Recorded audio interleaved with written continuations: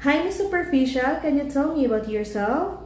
Hello ma'am, good day. I'm Analibe Superficial, 36 years old, from Tampakan, South Cotabato, and I'm married. Do you have kids? Yes ma'am, I have three kids, one girl, 10 years old, and two boys, 13 and 8 years old. Okay. How many siblings do you have? I have three brothers, one sister. I am youngest of children. Okay, so you are the youngest one. Okay, can you tell me about your educational background? I am high school graduate. Do you have work experience abroad? No, ma'am, but I work here in the Philippines as house helper.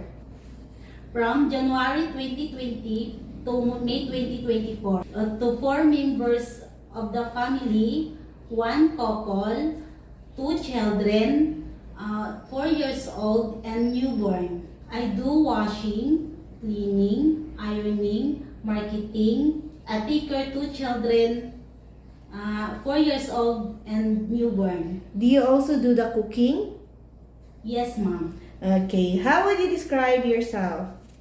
I am honest, hardworking, cheerful, and loving mother.